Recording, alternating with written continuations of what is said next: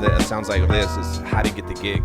Correct. And how do you get your gig? How do you get your gig? How do I get my gig? Because like, 100%. but it's funny because it's like it all comes from the same type of hustle mentality of like, hey, you lose 100% of the calls you don't make. 100%. So it's like, all right, well, I got to go out there. I got to put my neck on the line, and you're making the trek. It's almost as if like comics. Comics will when you first start, you're not going to make any money. I always tell comedians that all the time when they first start. I'm like, hey man, if you think you're gonna, this is the longest get rich quick scheme ever. Totally. So I tell people same thing in business. First 5 years, you ain't gonna make shit. Even if the business is making money, right? Like I can't tell you how many startups I've had. The business is making money and profitable, but what the fuck the co-founder had to go through to start it? Shit. I mean, that's a whole nother fucking level, right? Or to Drew's point, shit. Every time you've had to put your money up and invest in your dream. So yeah, people don't get that aspect, and that's the hardest part. Which is why they always say you got to do something you love, because if you make it about money in the beginning, it's not going. Yeah, it's because like with comics, like I said, you don't have money, but you're like, fuck it, I gotta drive 2.5 hours to a gig that doesn't pay, or a gig that pays maybe $20, but hopefully I can get into that scene and break into that comedy club they have there, and I'd rather have them see me live than send a videotape.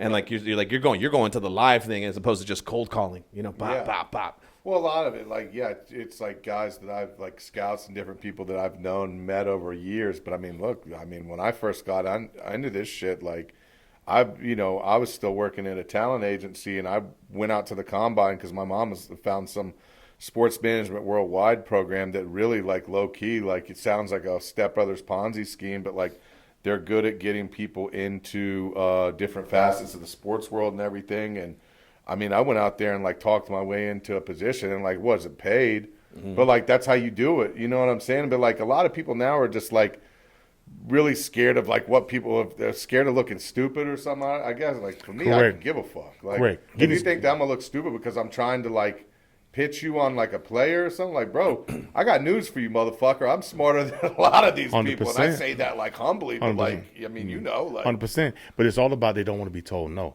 Right. They don't want to be told no, or that no affects their ego, or it affects their confidence, and it's all a numbers game, right? At the end of the day, right? If you put your point of the 100 shots or the 100 calls that you don't make, of course you're gonna miss all of them because you didn't make shit. Right. But that's people's things, man. Ego. Even like when I walk people through deals, like especially the younger guys, NIL or college guys, like I walk them too. Like, this is a slow roll. If you're looking for a get rich quick, it ain't gonna happen. Right.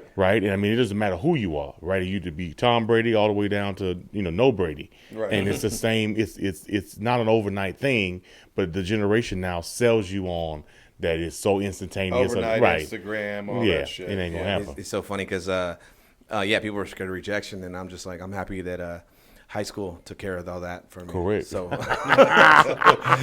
that's the thing. A lot of sports guys, they've been the man, and everybody's, yes, boy, you the man at your high school. Maybe you're the man at your college, and maybe you're the man in pro. But this is a different animal. Like I tell you, you can be a 5-star linebacker. That don't mean you're gonna be a 5-star hat salesman. Yeah, no. Right. And so that's the transition. That's where the ego gets affected, because they're used to being the man or never being told no. For opposite, they always told me no. I was like, what's up? You want to go out? No.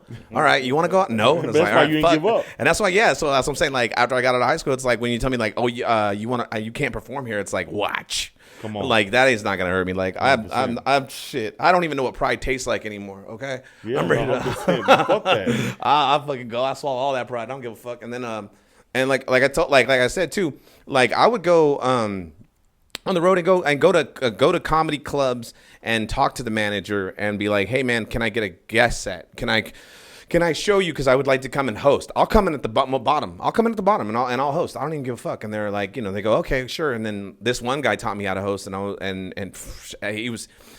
haven't, like, on one of the other podcasts that I did, but he taught me how to host. He goes, if you know how to host, you'll never go hungry, because every comedy club needs a great host, because the host is not, you're not the face of the show, but you are the show. Correct. Because you get to keep You got to get everyone warmed up and get them excited. Yeah, and then you got to keep coming out. Yeah, Right. and he goes, and if someone ate shit, you're there to clean up that mess. So you're the guy.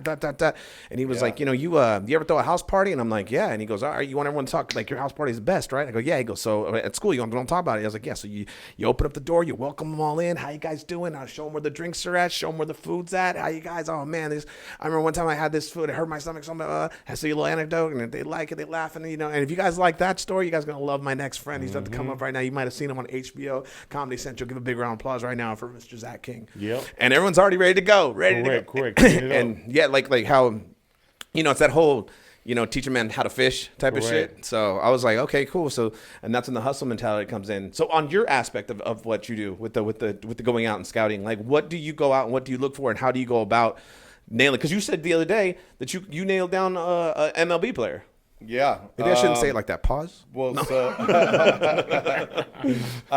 I mean, with the MLB player, I mean, that was just pure luck being in the same spot. And that was honestly like, I didn't know he was a baseball player. I was just shooting the shit with him. And then it turns out like, it's like, oh, this dude's the #1 relief pitcher in the Tampa Rays system. Just fucking worked out, you know? But for football players, I mean, I watch a ton of games and, especially O-line, like that's like really my bread and butter and where I focus. And you can tell by someone's demeanor how they play, different things like that. And then like Zach knows, I look at all the small schools. I look at D2, D3. It doesn't matter, and big schools too. But like all those big schools, like there's different places like where certain agencies or agents are already ingrained there, and it's kind of tough to break into that scene. And so I try to get on people early. I watch the ESPN Top 300 high school guys. I'll try to track them some and, just kind of follow up with all of that. And like the reality of it is, and I think that you guys see it now, there's more guys that don't pan out that are first round, second round picks than there are. The league is made up majority of like third round and later, third round through undrafted players. And that's just like a number, Correct. And I think a lot of it is, especially now with all this NIL bullshit, it separates the guys who like really want it, because you might be the fucking man in college, but you go from driving Lambos down at Texas to like, bro, there's guys in the league for 10 years that don't have a fucking Lamborghini. Yeah. And they don't care that you do, bro. Like, they're not impressed. It's so funny how like how you're talking, like I'm listening to you and you're talking about watching high school football. And I'm all like, I could not fucking do that, even if I was in high school. But the thing about it is like the way we look at things and the aspect of it, like you walk in, you're watching college football and you're watching high school football in a whole different matter of collecting coins type of shit, you know what I'm saying? And it's almost as if like some nerdy kid looks at a PC at a whole bunch of PCs and like, damn, I could mine some Bitcoin with this shit. Yeah. You go and you look at some land, you're like, oh man, this is really good location. Yeah. Everywhere you go, your mindset is already kicking in that way. Like I walk into a facility, I'm like, I could throw a show here. This could all day long. Yeah, I could produce a show. Yeah, you have to look at all the angles, and I mean, especially on the basketball scene, just the way, to Drew's point, NIL, the way the internet, social media. You have access to these players or kids earlier. You've got to get people bought into what you're trying to build. Like a lot of these people, if you waited until 3 weeks before the end of their last college game, it's too late, man. These deals, even though the deal's not signed, a lot of times these deals are already done in people's minds. The relationship's already there. You're out. It's so crazy how we've gotten so with the formula of let's get them young, because like I want to say it's Nestle. It was Nestle Cafe. Well, you got to think McDonald's Happy Meal. Take it back to that. I mean, the mentality is you got a kid, you got them for life. Yeah. Whether it's product, whether it's a relationship, whether it's an agent, whether it's whatever. What are we talking about? Who are your favorite comics growing up? It's the same thing. Like your childhood nostalgia. Well, the device that they use is kids movies. Like The Rock. You'll see The Rock, Vin Diesel, Arnold Schwarzenegger, all those guys. After they did their big action movie, their big blockbuster, they're like, okay, now you got to do a kids movie because you got to get this young group. So you got Arnold Schwarzenegger, Kindergarten Cop. Vin Diesel, the babysitter, fucking The Rock. I think he had the pacifier, the babysitter, everything, fucking Jumanji and everything. So it's like it's always that, and then and like as you said with that Nestle thing, one of their things was like they wanted to start selling coffee in China, but they drink tea. They don't fuck with coffee. So they said, "Fuck that. We got an idea. We're gonna make little fucking Nestle Cafe candies, and those things are gonna be like 2 cents." And that's all they do. Now they're slow roll. Yeah, But I get you early over time. Now you build an ecosystem that you're not gonna leave. And it's crazy, and that's what I'm saying. Like you're talking about, like you watching high school football. It's like it's just a different. Talking to you, like, and talking to you too, like it's just crazy because all of a sudden I started looking at other things, other aspects of like, oh, that's right. Like, yeah, apply it here as well. You can, and then you start looking at everything. You can apply it. But just think about it, like you're right. Like think about some of when LeBron, like all the people that used to come to his games, right? Who were everybody and the people in the league, grown folks. This is technically, I know he was the best player at the time, but this is technically a high school game. Yeah. Right? So it's starting that relationship. Even football people, like you're gonna go to state championship tomorrow with Gorman. There's gonna be some football players there in the 100%. league. In the league, I think Gorman had 8 players last year in the draft. If football season's over, somebody, the Kansas City Chiefs guy, the guy Romeo from Chicago, those guys will probably be at the game. Now they ain't going to every Gorman game, but the state championship they're going to. So now it's like you're mingling on the sideline with people at a high school basketball game, but really this is football networking, or could be, conducting or business. Las Vegas networking. And it's all relationship driven, right? Like I'm never like recruiting like high school football players, but like you get the ESPN top 300 list, and without here, we're blessed to the fact that we got Gorman and Liberty and some really good high schools that put out quality college football guys. But yeah, like with me, kind of like right now, especially being independent, for me, it's the real Jerry Maguire. Like it really is that personal relationship, and like because when you go to one of these big companies like that, unless you are just like you're going to be a top 5 pick, you're going to be a bona fide superstar, you go on to be a bona fide superstar, those places don't give a fuck, man. They just don't have the manpower to. You know what I'm saying? It's not even like maybe they do give a fuck, but like the reality of it is like a CAA, right? Yeah. How many clients a year do you think CAA goes through? Or like, did they sign, right? Yeah. Like you can go, we could pull up the stats, but like I would say like probably at least a quarter of the first round picks are going to be with CAA. Then there's going to be a nice significant chunk of second round guys because they thought they were going to be first round guys that go in the second round. But like really how you don't have the manpower to service that many people to give them the personal attention. You might be able to do some type of like cookie cutter rollout or something like that. But like at the end of the day, like you're not picking up the phone and calling your agent and getting them every single time. Whereas like with me, I don't, if you call me at 3 a.m, I'm picking up the phone. Direct line to you. Yeah, because that was our model. The CAA, right? It's just like all our agents are all collective, and we're the whole CAA is here to help you, facilitate you. But then, like you said, there's no personal touch. It's and like, what if I don't relate to that person? Yeah. I don't care about your army of people. If I don't connect with you. yeah, I got a deal already that in place, and now this guy's telling me I'm going over here. It's like, no, I was already going over here. It's like I feel like there's a lot of room for miscommunication. Well, and not only that, again, I go back to like with CAA, and I just use that like, look, they're obviously doing incredible. And Does William Morris have a one? Yeah, too? they do. Oh, okay, I didn't. Oh, okay. But like those big Hollywood agencies that now are in sports and stuff, right? Yeah. That's cool. Like if you really care about that shit, but like, dude, like CAA's got Brad Pitt, bro. Where do you fall in that? You know what I mean? Like if you want to be real about it, like, you look at guys like they got the Mannings. Like, where do you fall on that call sheet? And that's like a real thing. And that's like for me, when I'm recruiting guys, like, like I feel like a kid like Mike Ford, especially this year, right? Mike is a first team AP All-American Big 12 guard. I know that he had some big dogs going for him, but I solidified that relationship very early. And I went to all those games with his mom, who's super cool. And it was all about the personal relationship. And they know that I'm going hard for Mike. You know what I mean? Like there's no question about it. You know what I mean? And like, whereas like, if they had signed at a CAA or something like that, you got to look at who else they're signing that year. Like, I got hit up by a kid the other day. He's in the UFL, and he was like, a trainer was like, hey, man, I got a kid who's a dog. He's in the UFL.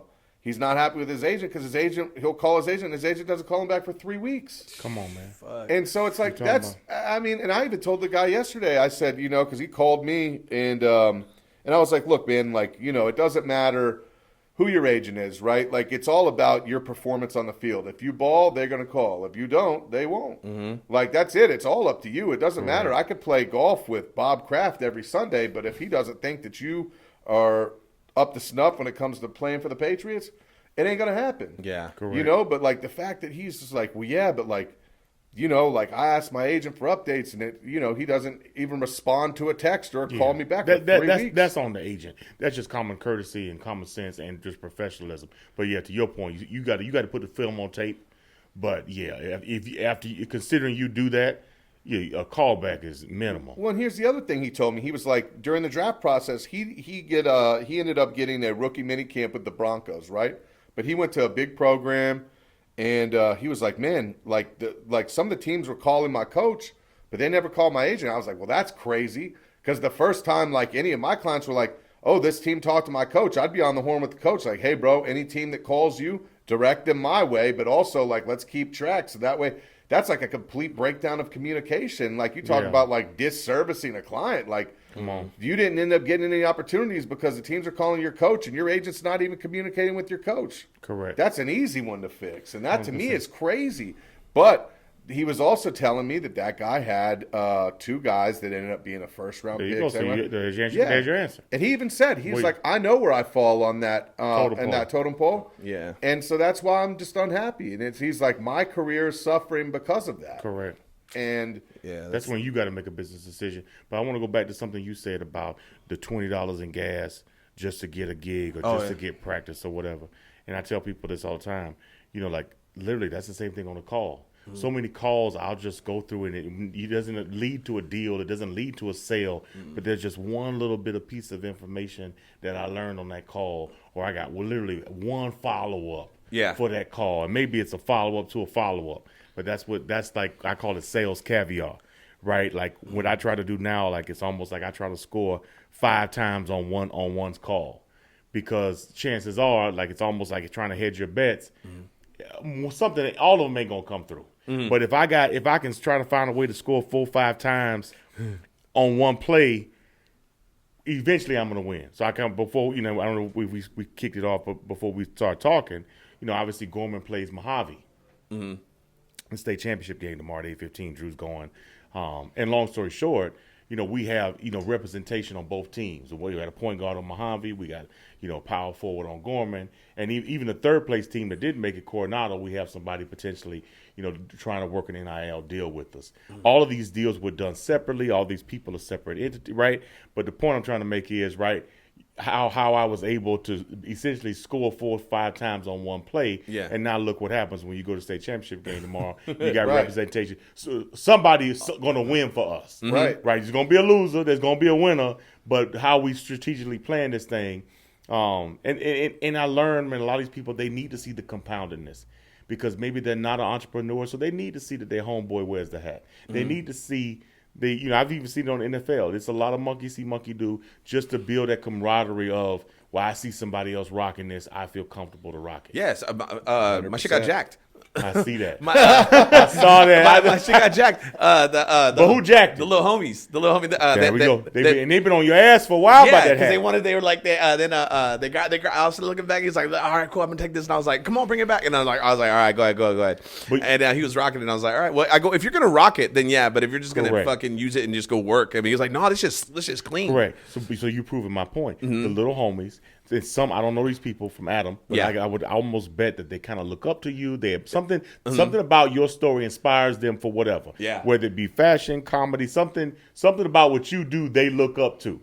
So they see you wearing this hat. I don't care what, even if it's fucking up, having a good time, something about you they like or they admire or something, or they're enamored of, right? So now it's like, well, fuck, I'm gonna steal your goddamn hat because it's the monkey see, monkey do. If that hat was just on the table and you never touched it, well, I don't know. And obviously, you know, they've seen the social too. But that's the same thing we see with players, with clients. You know, it's almost like very few people will start the wave, but once you get the wave going, it turns into a tidal wave, and people will follow. I saw the same thing Niners locker room. Trent started wearing, now here goes somebody else start wearing. Yeah. But if Trent didn't put that thing on first, you know, I don't know if you get Fred, Debo, Kittle, and right? Yeah. You might have.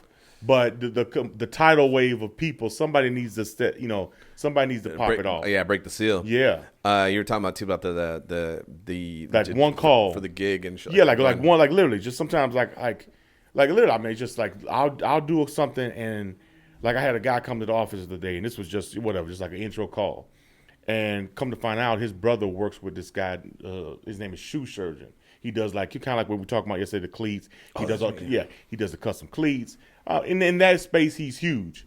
And I haven't talked to Shoe Surgeon yet. We don't have anything, but you see what I'm saying? One call that I didn't even think was going to. I got a piece of information I can take to the next call. Yeah. And I got somebody who's a relationship with that person. Now, do I have a deal yet? No, but I'm in that call. I was able to find one piece of information that can lead me to door number 2.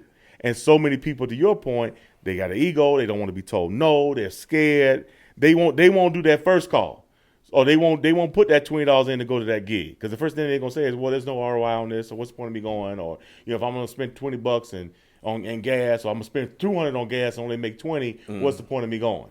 But how many gigs have you had that led to another gig? That led to right? Well, it's a long-term play. I always say that every gig's a job interview. Yeah. Because I don't know who's in the audience. So it's like, for real. Yeah. Even when no one's, even like there's 5 or 6 people, I'm still going to pretend like it's 600 or 6,000. And it's But how many like, people had that mindset? that's the thing. Yeah. They'd be like, well, fuck it. You ain't going to pay me to keep my ass home. I'm gonna just do my bomb set. People, I've heard someone. I remember one time, the first time I heard some LA comic was like, "Oh man, I'm just gonna do my bomb set." What's I was a like, bomb "What set? the fuck's a bomb set?" And he was like, "It's just a set. It's it's not gonna go well. And why work out? Why do your good shit in front of them? It's not gonna go well. You already know that. So I'm just gonna start just throwing things out there." I was like, "Oh, that's some already loser mentality shit." I was like, "Nah, man, you need those scars. You need that road tested that gear when you get there, and then you start realizing you're making friends and connections with the people in that scene." So I'm like, you're just investing in yourself constantly, Correct. every single moment. Yeah. That's what people don't want to do. They don't want to do that. They don't want to invest. And I was like, man. I go, because the first year you're not going to make shit. Not at all. I go, but you come back around and you might break even. I doubt it though, but you might. You didn't make anything last year, but you might break even now. And then the next year you come back, you're probably going to break even. And I go, but it just gets better to the point. So well, this is all. But this is like, let's talk about the money. So one of my favorite movies is a movie. I love like these gangster movies, these drug dealing ass movies, right? Yeah. So one of my favorite movies is a movie called Blow. Yes. And in the part of the movie, there's one quote that always fuck with me. Boston George is talking to his dad, and he says, "Georgie, money's not real. People only think it is." And I've been frying chicken since I was 23, different businesses. I'm like, what the fuck does he mean? Money ain't real. If I fucking fried $10,000 worth of chicken, I made $10,000 a day. But my clothing company residency taught me, explained the quote to me. And how it explained the quote to me is, okay, and this is why residency had to do with the business. Okay, so you come to a chicken restaurant. Let's just take the typical brick and mortar, which I was doing and still do. But prior to residency, all I was doing was restaurants, chicken restaurant, brick and mortar, right? So you come to my restaurants, there's X amount of seats. We have an order. We have sales history. We know how many people gonna come on Friday. If we run a special, we know. Right now, Cuban pizza. We know chef is averaging about 100 pizzas a day. Mm-hmm. It's $10 a pizza. We know what we're doing, right? And on top of that, we got our business hours, 10 to 9, 9:15, and we close. Mm-hmm. They're structuring the hours. They're structuring the seating. They're structuring the capacity. Hell, the fire department won't even let us have more people than what's allowed. Okay, so that's a typical brick and mortar business. Well, where residency flipped the game on me is, all it takes is somebody to wear this shit online, and then now the scalability of the internet. Mm-hmm. Because the internet is 24/7. So unlike my chicken restaurant, the internet ain't closing. No. Unlike my chicken restaurant, I didn't know Tom Brady was gonna wear that hat. I didn't know McCaffrey was gonna hop out the plane with the hat. I gave Christian that hat a year ago. Right. Before he wore it, and now he hops off Super Bowl. How do I know? So now you got an unlimited supply of people, which is a great thing to have from a sales perspective. But now let's talk turkey. So somebody where you get that viral moment, you get everything you've asked for.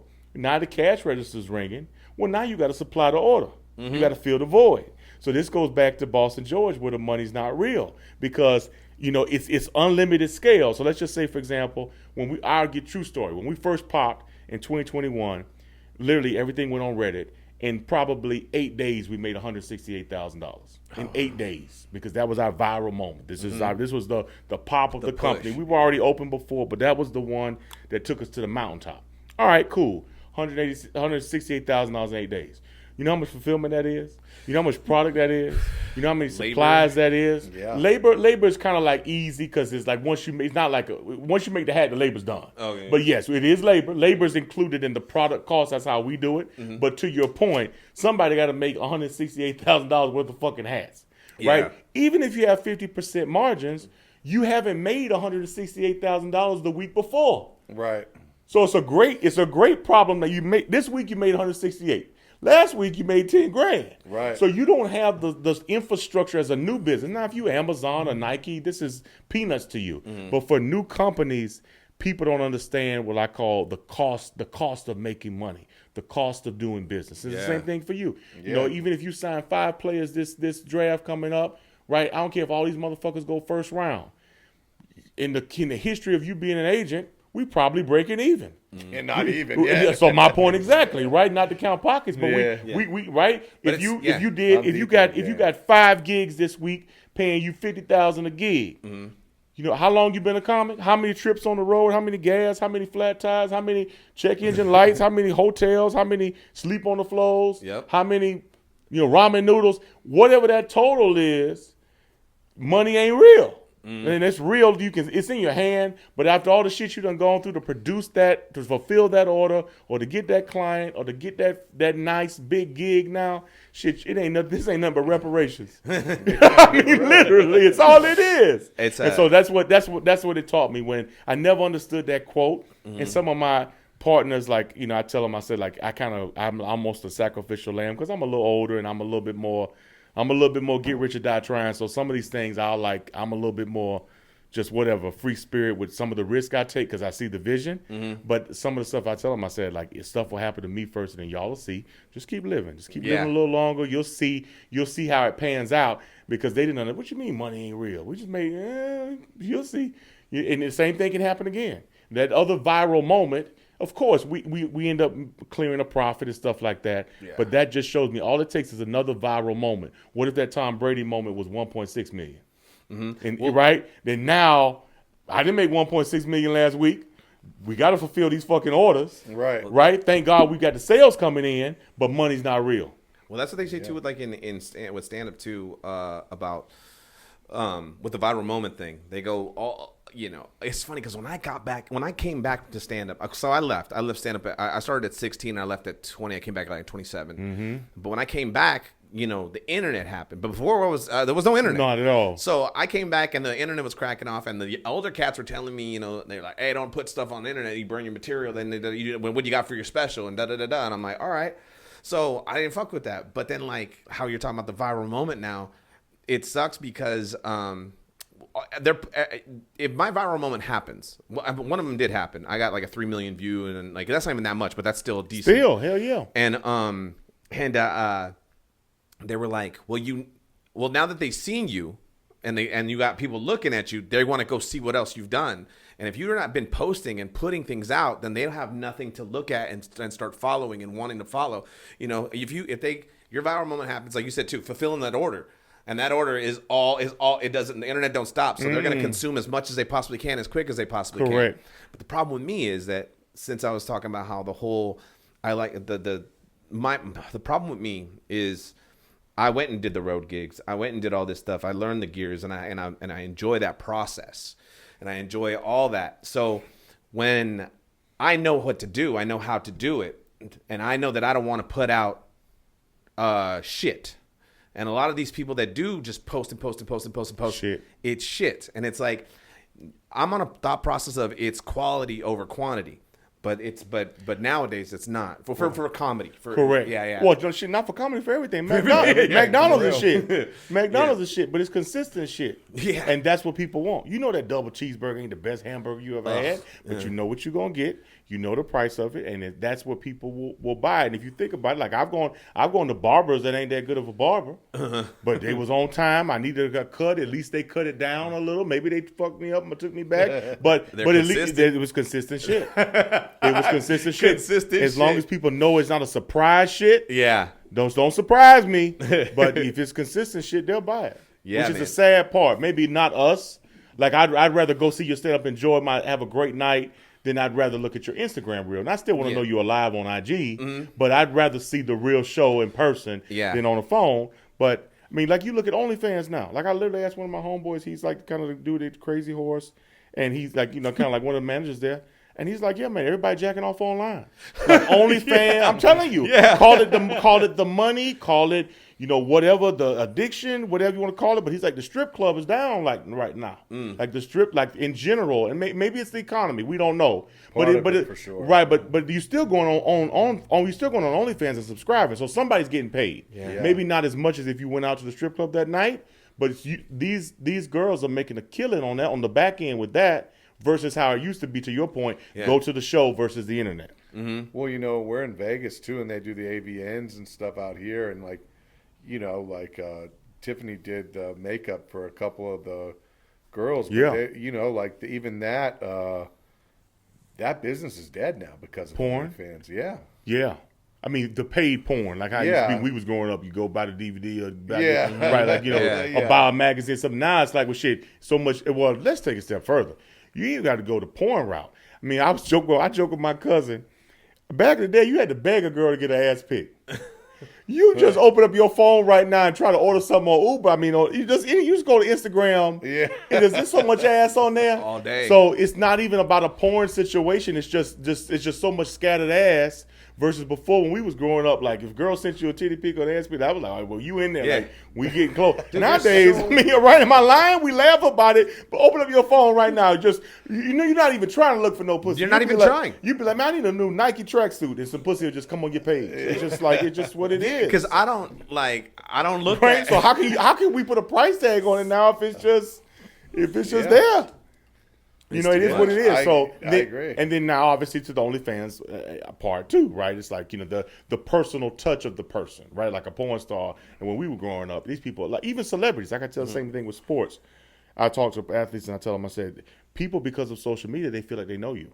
And to a certain extent, they know what you're showing and portraying. Yeah. But like, I never saw Jordan unless he was doing a Gatorade or unless he was doing a Spike Lee commercial. I never saw what, you know, They were untouchables. Jordan's right. Right. But now, There was a level of mystique. correct. And so, but now that celebrity is touchable or viewable, and the same thing with Broken the through. girls, which now makes the like almost the relationship where I really want to. If this is what she's showing, if I can just order a hamburger and look at some ass, well, what does the OnlyFans give me? What's the next level to this? Now that I feel like I have a personal connection with this person, Yeah. you get me? No, yeah, I get you. Right, like the porn star, I know ain't gonna call me back, but little Maria over here who got her OnlyFans, I feel like I can Who live in the same city. Correct, Like, yes. oh shit! Like we're even that close. Like, Correct. what you call- I talk to you daily. Like, okay, we got a rapport. We got Come on, man. Hey, what's happening? So, Come on. you know, I'm a good guy. 100%. Yeah, no, 100%. that's crazy. Like yeah. I even asked girls too. Like I asked them too. I said, man, when the last time somebody hollered at you in person? Never, because none of these kids know how to talk to people in person. No. Dude, I got a whole bit about fucking. I go. I talk about. I go. They don't like small talk. I always hear this all the time from the younger generation. I don't like small talk. I don't like small talk. And it's like because you don't know how to do it. Like small talk leads to a conversation. Correct. And a conversation leads to one of the three ships: a friendship, a relationship, or a fucking acquaintanceship. Right. And I go. And friendship and acquaintanceship are two different things. People get that mixed up too. All day long. I was like, friendship is like, yo, that's my boy Drew. I fucks with him heavy. You know, all Right. day. And then and the acquaintanceship is like, oh yeah, Alan. I work with Alan. He Yeah, cool. No, but like these Yeah. kids now, like they don't like. So look, dude, I've always had game. I don't care. You know what I mean? 100%. Like, That's what I said.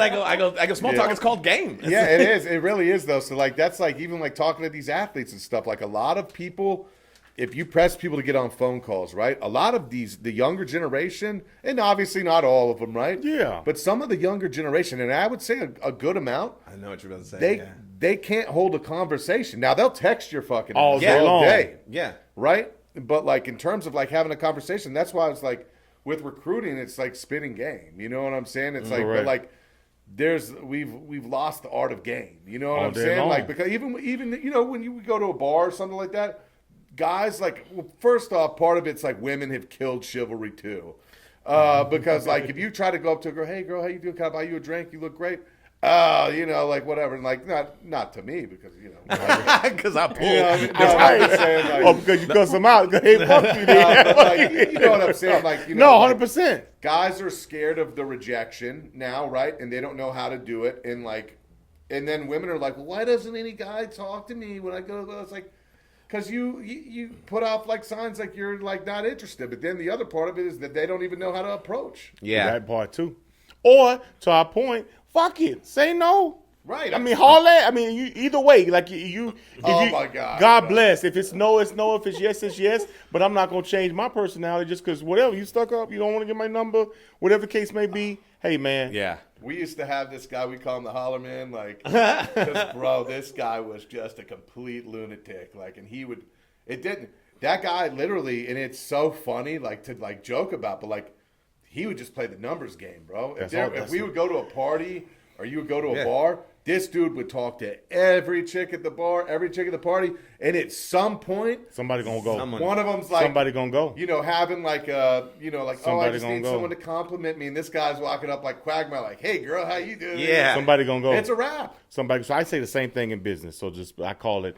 So when I'm in business meetings, I call it talking yourself out of the blessing. When I'm in settings like this, I call it talking yourself out of the pussy. But it's the same. It's the same analogy. There's 100 girls in the club, right? If you talk to 99 of them, somebody gonna fuck, Someone. right? If you talk to one of them, it's simple math. Yeah. Right, and then a lot of it too, man, is circling the block with business. I can't tell you how many people tell me no. No means come back later. No means you need to see more. No means you maybe need to get to know me more. No means you need to see Derek Carr, Tom Brady, Max Crosby with the hat before. Oh yeah, now now you want a hat. So sometimes no means circle the block. Yeah. And that's where you have to force people's hands into the perception that they need to see to believe. We believers from day one. All of us are visionaries. But some people got to follow the leader. That's the reality of it. Yeah. And women the same thing, or a guy versus at the bar, right? Like somebody got to feel like, well, damn, like he got this hot ass chick over here.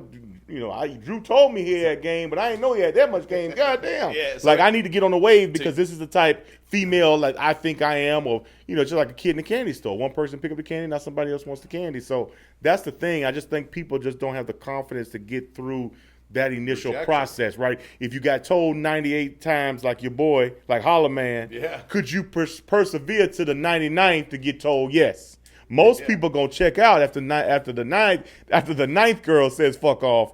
Very few people are gonna go to 98 and hoping and praying the 99 gonna give them some ass. It's funny because You know what I'm saying, right? to the point of like I was talking about how like they ain't got no game, and it's like when I'm on stage, I was like, you guys like in my age, you guys know how to, we know how to pull a girl in a grocery store because we know how not to be awkward and weird. Correct. Because we were smooth, No, and I'm like, conversation. yo, you trying to eat healthy? Me too. That's crazy. Correct. It's like, oh shit, quinoa. That's how you say that shit. I didn't even know how to say it. I don't even know how to make quinoa. You should show me how to make it on Tuesday. But to your point though, and then in that joke, I also go like, and if she says no, hey, that's cool. Hey, I'll walk off, and on stage I'll walk off, and then I'll turn around, hello, smoothly, like, are you sure? Okay, just checking. Which is the circle around the block method. And then on top of that too, it's like, and even if she says no the second time, it's all good because we're at the same grocery store, we live in the same neighborhood. She'll see me again, and she'll be like, he was actually nice, he was confident, he wasn't aggressive, hi. chill, I go, you plant the seed, son. You plant the seed. I planted hella seeds. Not a lot of them grew, but but the thing about it was Practice. You practicing your pitch. you practice your pimping. I wish that sometimes I lacked complete self-awareness like some of these motherfuckers do. Yeah, I wish I had the confidence Like- of open micer. Yeah, like, dude, like, going back to the Holler Man, like, this guy was an animal. Like, it was like, not like, not like the best-looking dude, not the best-dressed dude, not like rich, nothing like, didn't Numbers. give a fuck, Numbers bro. game. Yeah, playing the numbers. Yeah, bro. And just like, he'd roll up like, yo, hey, girl, how you doing? Can I buy you a drink? Nope. Okay, cool. Hey, how you doing? He said, Right next to him, right next. Somebody. He said, you look thirsty. No, well, you look thirsty. Yeah, Somebody gonna go. Yeah, someone's going. You know what I'm saying? Hold Like, there. dude. Now here we go. We laughing, but Holler Man is now on the phone, Right. and now it's instead of maybe 100 people at the bar, it's 900 on IG. Right. It's the Yeah. DMs. Copy and paste. Somebody gonna go. Yeah. This was pre-Instagram. I So can't imagine even imagine this Holler guy. Man now. Yeah. So oh my God. to your point, go for it. I have this. So I have an hour of stand. Then I had the second hour I was working on, and the second hour is called This was right before COVID too. It's called "At My Best, I'm Still a Problem," and it was all about love, and it was all about dating the future. And I talk about, I go, we don't have the upper hand anymore. I was like, the women have the upper hand because of the internet. Because back in the day, you stood in this little small area, and you couldn't go anywhere. Women couldn't go nowhere. Even if you're the older sister, your little brother could go on his bike and go, I got girlfriends in this neighborhood and that neighborhood, but you don't go nowhere. You're my daughter. You ain't no hoe. You stay in the fucking house or stay in this. But now it's opened up to the whole world. And I go, so with that being said, if you don't treat her right, or if you all of a sudden she go to a whole inbox of dick pics with all these sneak dicks in here. And that's another thing too. When you date somebody, you're dating the internet. Like Amber, I just put her on recently on the podcast, and I didn't want to do that at first because I've had relationships during the internet thing, and it's like motherfuckers will see you tagged up with your girl, and they think, oh, Carlos ain't even that funny. Carlos ain't even that good looking. I could probably pull his bitch. His bitch is bad. I could probably pull her. She ain't, and then it's like, then it's like, I had this girl I was dating. All of a sudden, she had I took her to a show, and she had 5 friend requests from comics that I kind of don't know. And I was like, and That's she, brazen. yeah, and she was like, what's? She was like, who's this and who's that? I was like, yeah, why the fuck? And I had to go check him. I was like, yo. This is unethical. That was another thing too I had to learn. Being in comedy and stand up, I thought I was going to be around a whole bunch of people that were like me. Nope. But these bunch of weirdo motherfuckers. And I was like, yo, man, that's not ethical, dog. I was like, what are you doing? They're like, oh, well, she was at a show and she liked all my jokes. And I thought, no. There's no reason for you to know her because I'm the one that brought her. You know me first, and then I'll introduce you. That's how this works. And then they were like, oh, sorry, dude. Like, why are you so confrontational? I was like, because, motherfucker, that's what it is. Yeah, Well, that's Mike Tyson said that. Like, the internet's made people way too comfortable. Like, you really get cracked in your fucking face. I'm not playing with All day long. motherfuckers. So I have you hit 5 things, right? But let's go. I'm gonna go in reverse order. Okay. So the first thing is I have certain codes. All my homeboys, I don't even have their girl phone number. Mm-hmm. I don't follow their girl on Instagram. And not to say it's even anything they're good people. They ain't done nothing wrong. But just, your girlfriend might do a bikini picture bending over. And I don't want that in my feed. I don't even want the temptation of me just not even trying to do anything malicious. And I'm just, if you my homeboy, sometimes I'm not even looking. I'm just liking Carlos shit. I don't even know what the fuck you said. Mm-hmm. You my boy, I'm supporting, I'm liking, I'm reposting this shit. Yeah. I don't want to just have this scattered ass on my feed. And this scattered ass is your old lady. Yeah. And I'm just around here. Right. I don't mean no harm. But then you feel some type of way like, well, damn, what the fuck? You let me know if she's some scattered ass on there for No, her. I I'll don't fucking know, take care of but that. I don't even follow. I don't even follow. No, she don't even have social media. No, That's why I I'm love just saying her. in general. But this is insert. This is Yeah, I just fuck with you. No, this is for 50 of my homeboys. Oh, yeah. Like I don't follow your old lady. Mm-hmm. I don't have your old lady phone number. Right. I mean I don't. The only person I probably have is my best friend, who's pretty much like my brother. And I was the best man in his wedding, and that's a lot of times why I have her phone numbers. She'll try to schedule parties, and hey, I'm trying to schedule a surprise party for him. I need you to do this, something real like family-ish. that. But other Yeah. than that, most times when we in a group chat and ain't nothing other. Call me old school, call me paranoid, even on the hat side. I can tell you, sometimes Fred Warner's wife will steal his hats from him. I told him, for Fred, I sent that package to you. If your wife steals a hat, that was not addressed to her. I know you. I'm old school. Right. And Yeah. maybe that's just being overkill, but that's just how I was raised. No, same here. I was like, Yeah. same here. I Well, like that's a good thing. All though. day That's long. a lost quality, I feel like, Oh, too, man. among Yeah. amongst guys now is And even if I don't, because if I don't know your girl, that's another thing too. Especially being comics, I'll never assume that I met her already. Yeah. Because I don't know if I met her already, or if I did, Correct. that might be a different one. I'm like, oh fuck, I did not. Yeah. The other part of this code is I ain't recycling no ass either. Yeah. So if that was your girlfriend in middle school, baby God girl, bless. I know Drew. It's not even worth, because some people still be in love. Mm-hmm. Your boys sometimes, they might tell you something, but they still, hey baby, still, I'm gonna see. Right. So I don't even want to be caught up in that shit. If it was old news, it's too much out here to have to recycle. Yeah. But you see all these rappers and celebrities, everybody fucking the same chick. I can't even believe that. It's really come on, man. Like, why you still, some people have got a track record of hitting the same one Yeah, behind us. It's like, what's going on? unbelievable. Yeah. I don't I know. wouldn't even want it like that. Like, for me, I don't know. Like, I don't know. Yeah, but anyway, to that point, I never ain't went- recycling no pussy either. I never liked the whole aspect to it. Like we were talking about the recycling Yeah, pussy. I hate that. Even like when Facebook came out, I used to have this fucking. put this post on Facebook all the time. I was like, you guys need to stop posting who you're dating, for the first 6 months until it's real. Then you'll connect are in a relationship with it. Because other than that, I just see a track record of who you've been fucking. And on top of that, there's it's a lot of commonality. Then there's a lot of commonality after a while. Yeah, And it's hell yeah. I don't want. So I have a theory that everybody is separated by 3 women. Oh shit! Yeah. Like I can get to LeBron in like 1. I can get to Chris Brown in like half. Literally, like everybody's connected by. Fabulous has his one like verse. Celebrities. Yeah, basically, Fabulous has his one verse. It's a small world, but hoes make it even smaller. Right? And hoes is men and women. It's not just but like everybody's connected by at least 3 fucks. Mm-hmm. Ain't lying. I mean, it's crazy. I'm telling you, man. I If you think about it, you one fuck away from Kid Rock. I'm telling you, if you really sat down when you smoked tonight, be like, damn, Zach got a point. I'm one fuck away from Wayne Newton. Remember that one night? I'm telling you, it's a trip. It's crazy. And maybe you didn't fuck, but somebody knows them or something. Mm-hmm. But that shit is gone. But I'm big on that, man. And I know when you checked them, they were surprised. Yeah, because they weren't used to that. They were kind of like, and I was like, yo, it's just ethics, man. It's just I thought you would have known this. There was there was another time where I'm hollering at this girl. We're in the bar. Matter of fact, it was at Last Unlimited, and I was hollering at this girl, and we're talking, and also we talking about music, and this other comic who needed a place to stay, and I had a 4-bedroom place at that time, and I was like, take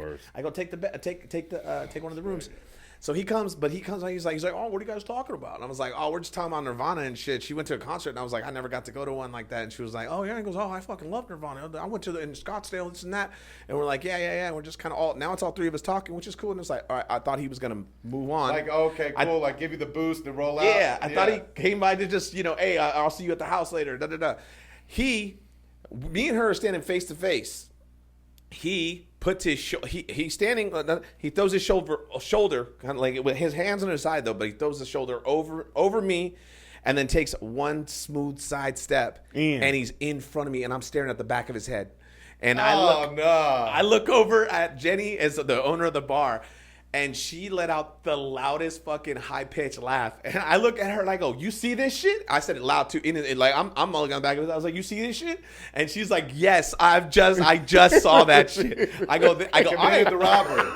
I am amazed at the confidence of this motherfucker. And then I grab him. I go, what are you doing? In front of her. I don't even care if I ruin a puss. I don't give a fuck. I was this is my respect now. It's my respect now. And I was like, what are you doing? And he goes, what? I'm just talking. I was like, you're not just talking, doggy. You're all in my shit right now. And I was like, take a walk, man. And then I go, and then he was like, well, you gotta get all crazy. And I was like, yeah, I do. And then I looked at her and I was like, I'm sorry about that, because she was on the level though. Correct, but she was like, this is weird. And then all of a sudden, like later on, after I got done talking to her and stuff like that, and he goes, what's wrong, man? I was like, what do you think? I was hollering at somebody. You just came in there and tried to like pick my pocket. And he was like, oh man, well, I just figured, best man wins. I go, no. There ain't no best man wins shit out here. With your boys. Yeah, come on, man. And I go, what do you think? You're gonna just walk in my house that you're using a room at and bring the bitch that I was just talking to, or that you try to like snake from me? Like, you think that's gonna work? And I was like, I'm not no hater, nothing like that, but I ain't no fucking sucker. And I was like, so you got a whole nother fucking. I was pissed. I'm still pissed about it today. I see you get heated. I see you get heated. That's crazy. Like, no, but it's the principle. It's not about the female. It's the principle and your respect and like the common sense that you should have and courtesy. Lack of awareness. 100%, man. With me and like when we were growing up, I mean, I was always really tight with my boys. Still, whatever. And most of my buddies are married now, whatever. Yeah. But like, bro, I was John Stockton out there. You know what I mean? There we go. You know what I'm saying? I was setting it up, bro. I'm trying to put everyone else on. You know what I'm saying? Like, very few people like that, man, to this day, and that's still your spirit. Yeah. Not only with the women, but just in general. Very few people have when it comes back to you, and women can see through that. Yeah. So I talk to like my female cousins and everything all the time. They see through that, just like old girl. She saw what was going on. Yeah. And even if he would have kept snaking you, that don't mean that he gonna get nothing, right? That's what people don't even like. Even if you try to backdoor me, it's still the woman's choice. Right. Yeah. Right, like Yeah. you can do the snake shit all you want. You're not really doing You nothing. know for the showing name of the game. Yo, bitch chose me. Yeah, you know what I'm saying. It's gonna be what it is Yeah. anyway. You really just showing your character in your hand, which is the saddest And now part. you just ended my relationship with you. 'Cause if Correct. you're going to pull something snake like that Yeah. over a chick that you just met, Come on. then you're definitely not trustworthy for anything else. Not at anything all. else. Not And at It's all. crazy that you can equate so many things like in life, like about all of that. Like you really see people's true hands and like things like that. It's crazy to me. So, wingman. Since you say you were John Stockton, so give me some of your best wingman stories. And I got a homeboy of mine. He's gonna be watching this. He's in Milwaukee. One of my boys, man. We were roommates for a little while, but he was some great wingman stuff too. So you go your wingman story, then I'm gonna go my funny wingman. So just give me one wingman story. Man, if I could go first or whatever. The Yeah, biggest. I don't even because like man, I was running the streets for a long time. Bro. I mean, you know what I'm saying? Like I was right. a single guy in LA for 11 years, and I actually I went to college. I transferred from WVU down to Radford so I could really kind of be like with my best friends. Yeah. And so every night was a party. You know what I mean? All It's day like, long. I wouldn't even know where to begin. Okay. Certainly not put it on camera. I'll put mine two on camera. So the first thing is in general what he would do, he would always role play cool stuff. So it's a white dude from Milwaukee, a huge Trump fan, the total night and day. And when me and him walked in, you wouldn't even think we were friends or homies. How I met him when I was in the restaurant game, he was the person that helped me get my U.S. food contract, my national contract with U.S. Foods. So he started out like a business relationship. He met me as a business owner, so we hit it off.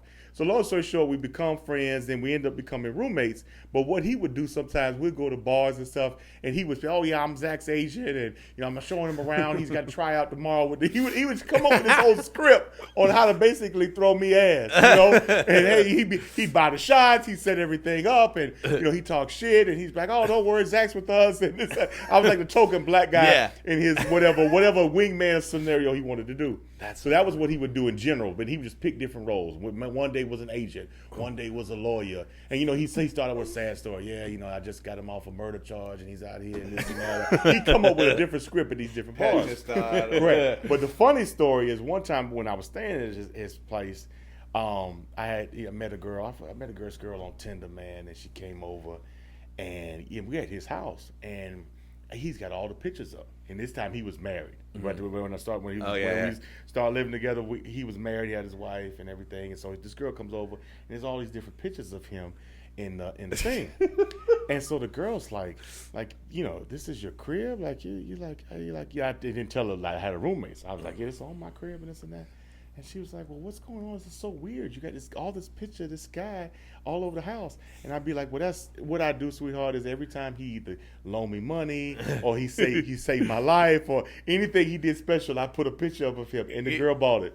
It was kind of like in Bad Boys when Mike Lowry. Right, they switched houses. And so that's what I did. Like, why you got all these pictures of this dude in your house? And I was like, well, baby, he's just been a great friend. And I honor him by throwing a picture up. Yeah. And she bought it, man. That's so funny. But anyway, he was a great wingman, man. Shout out. That jogged my memory for a PG enough one where I can. So I used to, roam the streets of Hollywood like a vampire, and we would always go to. There's a bar in Hollywood called Good Times at Davy Wayne's, and it's set up like a house.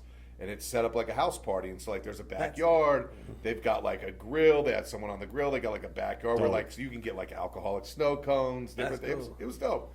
So this was, like, 3 weeks after Coachella or something stupid. I'm with my godson's father, the Budski. And the Bud is also, I mean, dude, he's engaged now. He's, whatever. But, I mean, this guy was, he would run the streets. Yeah.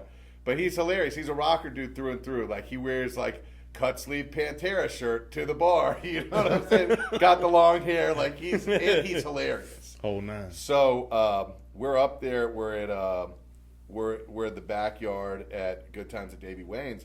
And he's also, to a degree, the holler man. But he, he will take rejection, laugh about it, go to the next group.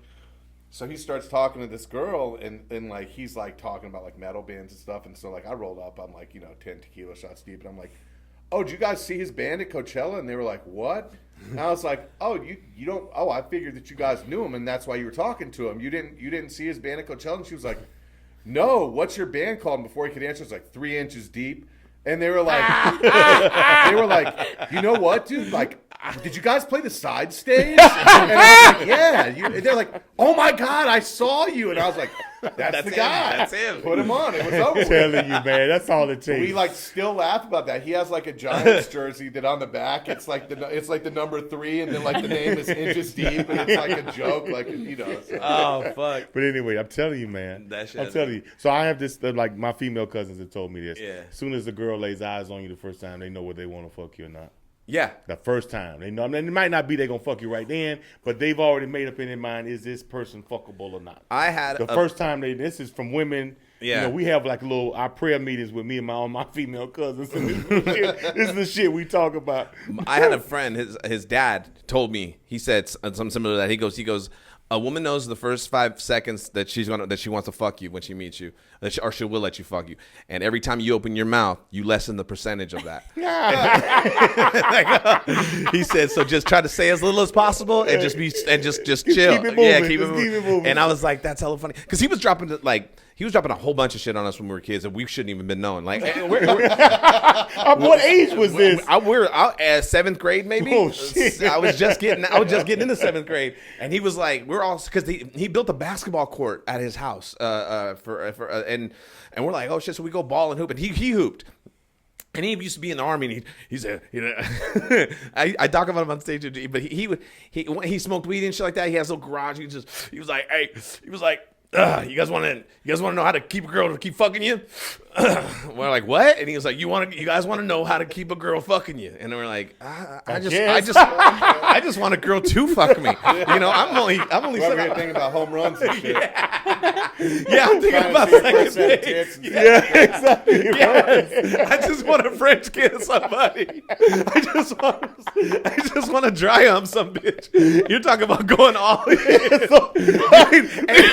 and then keeping him. But and it was so funny. And I go, we're like, yeah. He he's like, all right, this is how you keep a girl fucking you. He was like, he says, once you Smoking fuck her, in front of you? yeah, smoking, just smoking, and always smoked the same roach. He never had a full joint. He always just had a roach. Jesus Christ. And he was like, he said, if a girl she's fucking you, if you're lucky, the girl will fuck you. Don't go running telling your boys.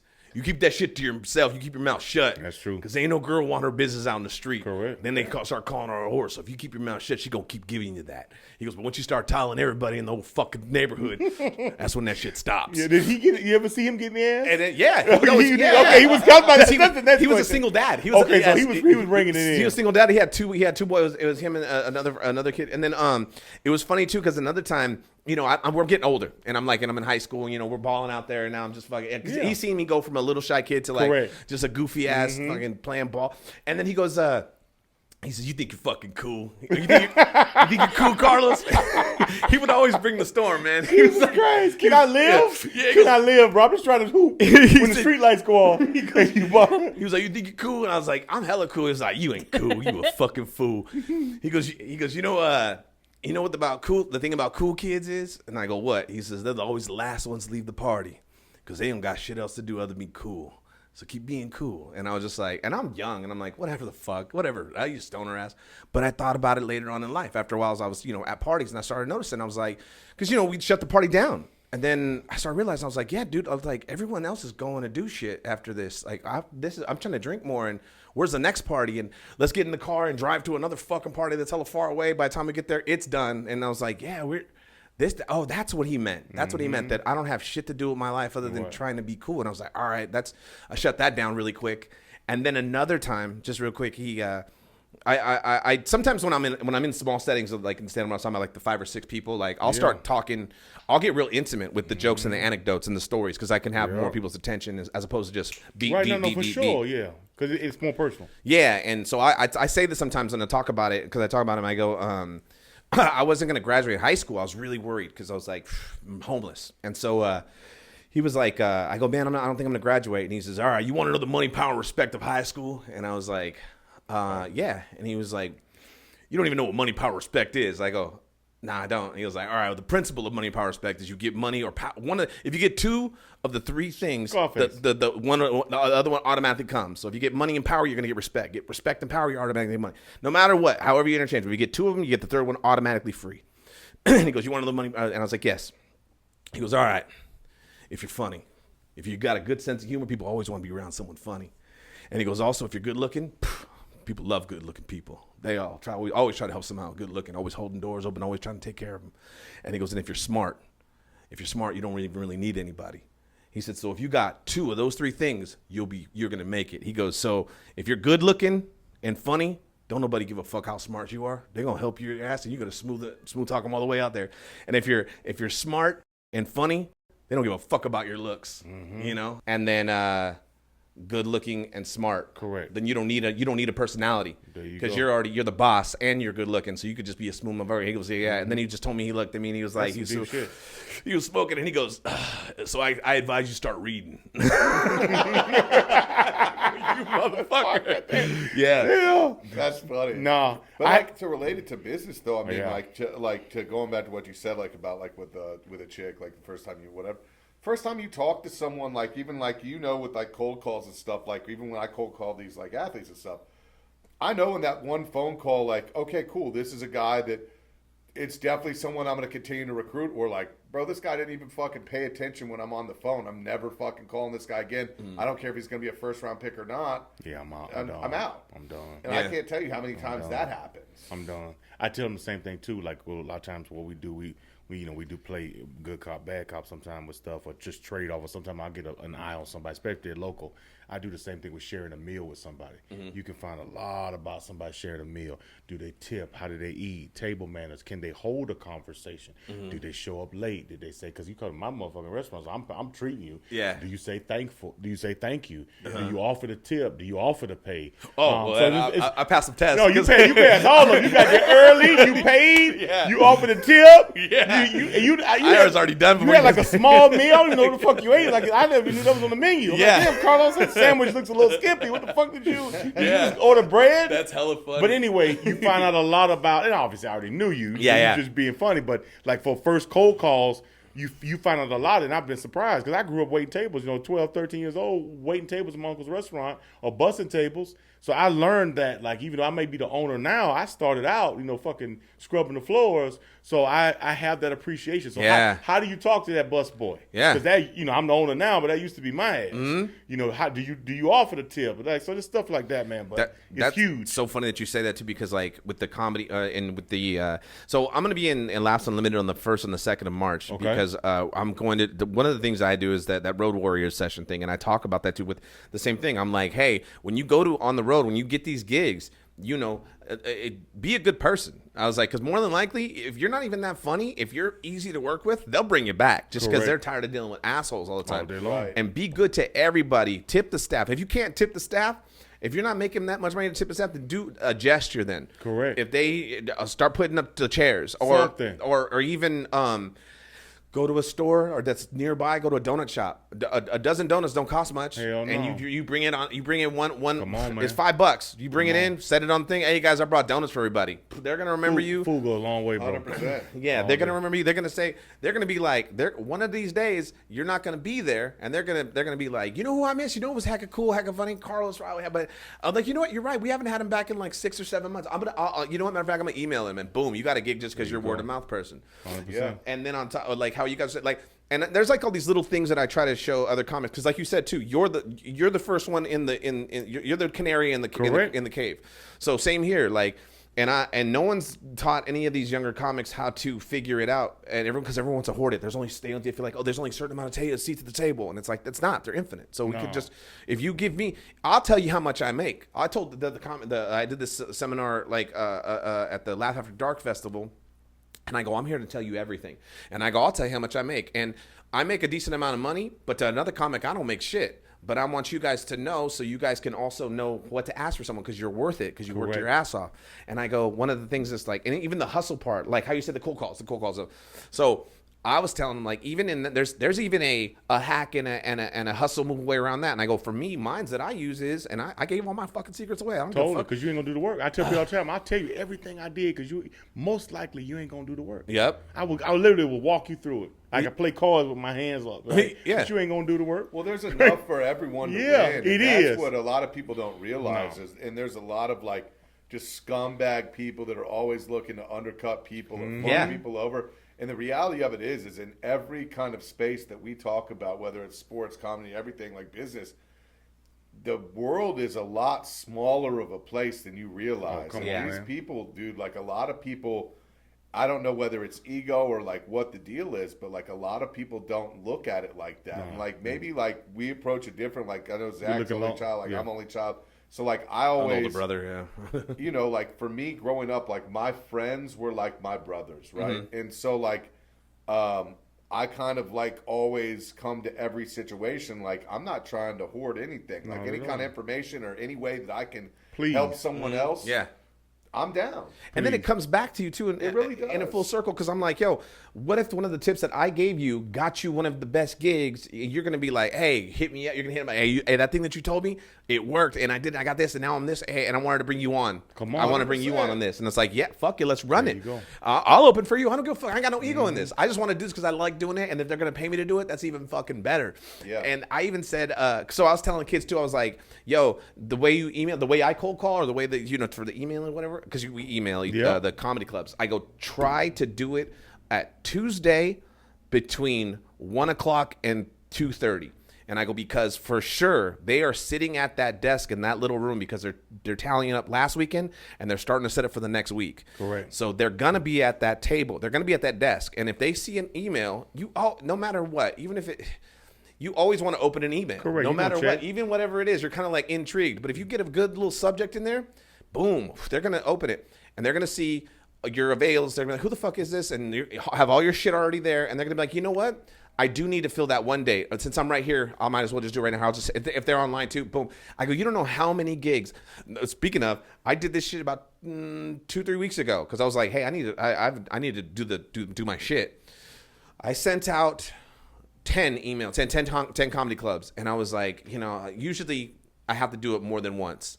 So I'm like, okay, if I send out 10 emails, I'm gonna get one reply, and they might even say we're all booked up until summer. Hit us back, in June. But just so happened, this one, fucking 7 of them hit me back, gave me dates. Bingo. Boom. great. And so I was like, cool, pop, pop, pop. And then I started figuring out, but like I'm saying, those little hacks of even like in the subject line, I said this, Language is key. Nala, who's Naya. No, I said she's she's a AGT casting agent, and she cast for like Beast Games too and a couple other things. And she was like, she was at the seminar and she was like fucking brilliant about the reply. And I go, what? And she goes, you said in the subject you put RE and the semicolon, and then you put this, and then you rewrite the thing. I go, yeah. So it looks like we've been having a conversation already. She goes, I never thought of that. Now stay with me. I know because I do sales. Oh, yeah? And you got a legal background or something. You probably I don't know. You correct me. But a lot of times I'll put RE meaning regarding. Regarding? Oh, okay. But she took it as reply. Because that's how I usually do it. Just reply, yeah, RE and then the semicolon, Okay. and then but reply. regardless, it's the same thing. But subject matter, because sometimes people just scanning them subject lines. And I also love Tuesday. Motherfuckers don't want to be bothered on Monday. No, yeah, Too no, much. I don't hit people Monday or Friday. Leave them alone, yeah. Hell yeah. They're recovering. Like, Tuesday, 100%. Wednesday, Thursday, That's though, it. different animal. 100%. Yeah. Totally. It's yeah. She was just like, yeah, and I go, sometimes I'll even like, just in case, I'll copy and paste just a piece of like, when you send from your iPhone, it just has those like the extra shit. I copy and paste, put that there, and it looks like the rest of it didn't download, but we have had a conversation already Correct. prior. And she was like, shut the fuck up. She goes, I love this idea, and I was like, yeah. And I go, and she was like, why are you telling everybody this? And just like how you guys Come said, on, man. because why not? Why not? And most of the time, they're not gonna do it. Not at all, man. No. Give you the game. Try it. Right? And if it works, great. I mean, hey, more for you, but not 100%. I'm with you on that, all of that, man. It's just crazy. A lot of people don't have the same mindset. Yeah, because it was like I'm always trying to find another way, and on top of that, not find a way to like in a criminal sense, because I was one, and it's funny because now I use my powers for good. Yeah. There was nothing I couldn't sneak into or I couldn't gaffle, and now it's just like I just redirected it to like, okay, just these things I could do and help people out too with it, especially in comedy, because that's another thing too. You got a lot of these people that are just putting out, like you said, shit. Yeah, just over and over, and then they get booked and they take one of the weekends away from a real comic. Yeah. And when you take a weekend away from real comic and then you bring your people, they start the problem that they were having, and it's starting to filter out now, which I'm so happy though, is like the Instagram comic or the TikTok comic has all these followers, but they're bots, or it doesn't equate to selling tickets. I tell people, Right. followers ain't dollars. Yeah. We literally just had the same conversation. So I had two Nighthawks, arena football guys, come to my restaurant yesterday, and I told them from a restaurant owner standpoint, then we did some content, essentially them making the Cuban sandwich, going behind the scenes. But from a restaurant standpoint, we get tired of foodies. To a certain extent, because number one, foodies are charging a high ticket for their posts. And I'm not knocking the hustle. Do your thing, but to a certain extent, like it's become so transactional for everything that they do, and you almost ask, well, is this really a real review, or did you just Throw do them a this for? couple bucks. There Yeah. you go, and it's more than it's more than a couple bucks, Right. Right. But yes, to that point, is this really organic, or did you just get paid to do this post? So now you even see it. McDonald's doing the Angel Reese, and these companies have learned. Technically, not to say these other people don't get paid, but somebody who's in a different lane more than likely is going to give more of an organic, truthful, hopefully opinion of the restaurant. Yeah. And then on top of that, you're getting a totally different wave of followers. And to my Nighthawk analogy, they are in Las Vegas. Your foodie person might have 2 million followers, but they might be in Boston, New York. They're not coming to my restaurant. I need somebody to pull up locally to my establishments here, Yeah. and the best way to do that is to get people who are local to here. It's crazy the influx of food reviewers that I see my now. God, you see it. It's crazy. It's a whole. One of my dudes at the office, my business partner, says, "Yeah, you can see who's been doing a lot of reviews because they keep growing horizontally. Like a lot of these foodies are getting fatter because they're eating the food." Like, they first started. that's all the money I do. It was crazy when they first started. A lot of these people, right? Yeah. You can just see like, are you